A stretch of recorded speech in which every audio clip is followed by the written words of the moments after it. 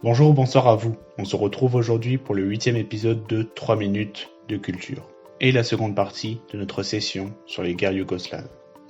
Reprenons donc au 25 juin 1991. La Slovénie et Croatie ont simultanément déclaré leur indépendance. Le 27 juin 1991, la guerre entre la police et milices slovènes contre l'armée commence. La Slovénie, 10 jours plus tard, sortira vainqueur, après quelques négociations. C'est pour dire que Milošević et Boris Saviović ne voyaient pas grand intérêt à attaquer la Slovénie, car eux leur but était de délivrer les Serbes des territoires étrangers. Et en Slovénie ne vivait aucun Serbe, c'était une république ethniquement pure, pour reprendre leur dire. Pour la Serbie, ça leur était complètement égal qu'elle quitte la Yougoslavie. Mais une guerre, plus sérieuse, commence en Croatie. En Croatie, c'est une autre histoire. 600 000 Serbes y vivent sur les 4 millions d'habitants.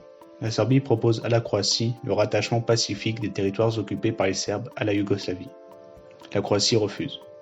La Serbie, qui se rappelle des massacres des Serbes sous le régime Ustashi croate pendant la Seconde Guerre mondiale, fait intervenir l'armée fédérale de Yougoslavie pour, soi-disant, protéger les Serbes.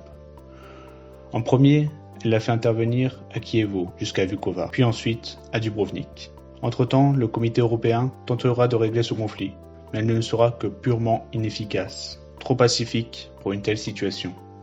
Vukovar sera après plusieurs mois assiégé par les Serbes. Les Serbes, en décembre 1991, dominent désormais un tiers de la Croatie.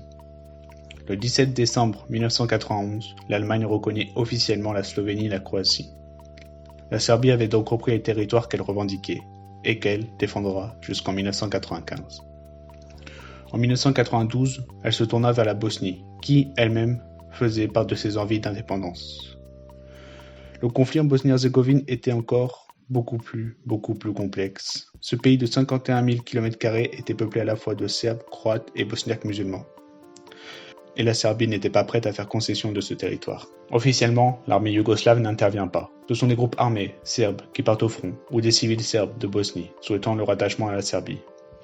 Karadzic, chef des nationalistes serbes, prendra la tête avec Mladic des armées serbes de Bosnie. Contre les musulmans de Bosnie, d'Izetbegovic, qui n'apprécie pas d'être mêlé à une destinée de Grande Serbie. C'est à Sarajevo, capitale de la Bosnie-Herzégovine, que les combats débutent. La capitale est confrontée à des combats entre milices serbes et bosniaques musulmans. À partir de là, la Bosnie-Herzégovine est condamnée à un destin sanglant. Entre intervention de l'ONU, confrontations armées et génocide, les terres de Bosnie sont le théâtre d'une des guerres les plus meurtrières et horrifiques des Balkans, symbole de l'instabilité constante de cette région.